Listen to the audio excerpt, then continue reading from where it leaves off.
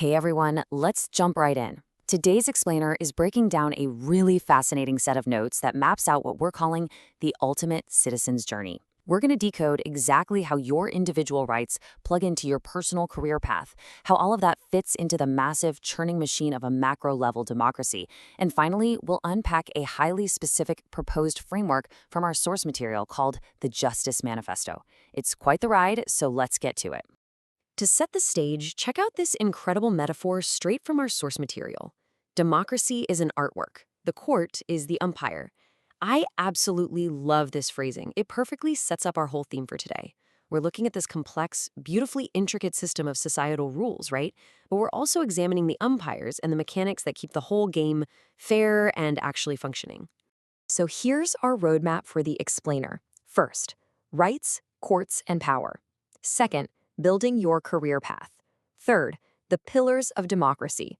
Fourth, the election umpire. And fifth, the Justice Manifesto. All right, kicking things off with Section 1, Rights, Courts, and Power. Taking a look at the original source material, you'll see these handwritten and typed notes in Telugu that brilliantly categorize the fundamental pillars of citizen power. You can actually see how the author is actively connecting these massive constitutional concepts, like the Supreme Court and human rights, straight down to everyday life goals and career choices. Honestly, it's like a giant interconnected mind map of civic life. And that brings us to one of the absolute best analogies from the notes. The source asks a great question. Which is actually more powerful, the courts or human rights? Well, it compares the courts to a gun. Why a gun? Because the court has that immediate enforcing power. Boom. It gives an order, the police enforce it. It's short-term, direct action.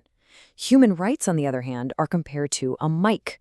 A microphone amplifies your voice to question authority and build public support, right? So while a gun forces immediate compliance, a mic builds that long-term, slow-burn societal pressure you actually need to change the laws. You definitely need both tools to make the system work. Okay, so if the courts are the gun and your rights are the mic, where exactly does the National Human Rights Commission, or NHRC, fit into all of this? The source gives us another fantastic metaphor here, describing the NHRC as a CCTV camera with a built-in siren. Think about that. It doesn't just passively record human rights violations like your standard security camera. No, it actively rings a loud siren, shows the public exactly what happened, and literally demands that the government step up and take action. It's the ultimate watchdog. Moving right along to Section 2, building your career path. Let's see how you find your place in all this. The source data breaks down career paths into this really clean matrix, showing us exactly how vital roles in our society require very specific combinations of formal education and core practical skills. For instance, you can't just have an MBBS to be a great doctor, right? You absolutely need the core skill of handling intense emergencies. Or you can't just have a degree to be a collector. You need immense leadership capabilities and a serious 24/7 work ethic. It's not just about the paper, it's about the practical application. So the crucial takeaway here is that education alone just isn't enough anymore. The source presents this brilliant step-by-step formula for navigating the system. Step 1 is education, but that's really just your hall ticket to even enter the arena. Step 2 is skill. That's what actually gets you the interview. Step 3 is the exam or practical test. That's what gets you the job. But look closely at Step 4, character.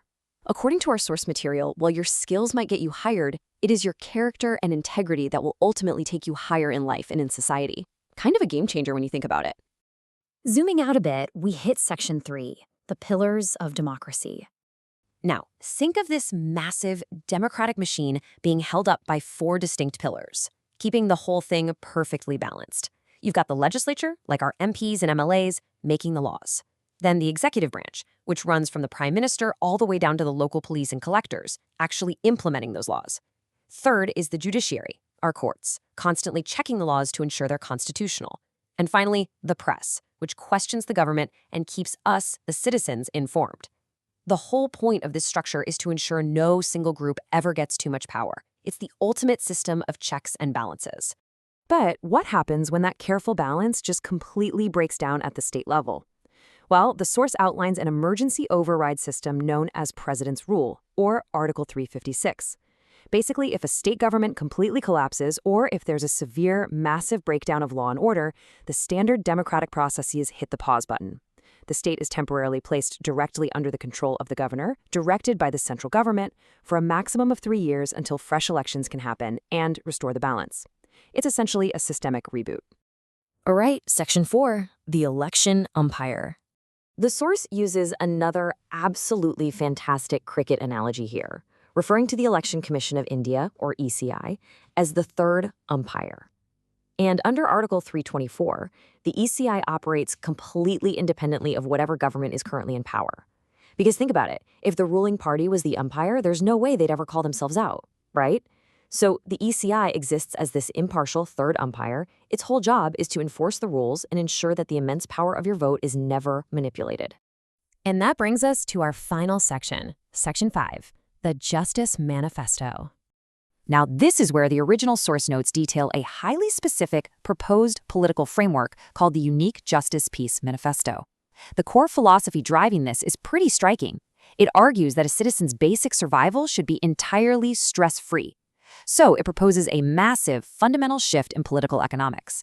The idea is to move completely away from politicians handing out short-term freebies just to buy votes, and instead heavily pivot towards skill building and guaranteed employment. The ultimate goal? Giving citizens true respect and actual independence. The manifesto actually structures this transition into 3 very distinct phases. Step 1 is the safety net, meaning the government provides absolutely free basic education, healthcare, and food rations so that literally no one starves. But, and this is key, it's only meant to be temporary. Step 2 is HR placement, setting up massive skill development centers to actively get people working. Then we hit Step 3, the ultimate goal. Once a citizen is employed, the government provides a salary top-up to ensure a true living wage. At that exact point, all the freebies completely end, replaced by the dignity of earned income. To actually kickstart this whole process, the manifesto proposes a really specific mechanism, a universal basic consumption deposit of just 500 rupees per month, sent directly into citizens' bank accounts. Now, according to the source, this consistent, transparent government support is designed to completely replace the corrupt, one-time practice of politicians illegally handing out a chunk of cash, like 2,000 rupees, the night before an election just to buy votes. It's about replacing a bribe with a baseline. And talk about accountability? To ensure the government actually delivers on finding people jobs, the manifesto proposes an incredibly strict timeline using these new village-to-world HR departments. Here's how it works. On day 1, a citizen registers their skills. The government then has exactly 30 days to find them a suitable job. If, by day 31, no job is provided, the government gets penalized and literally has to pay that citizen 5,000 rupees in unemployment benefits until a job is finally found. It's a system designed to force the government to deliver.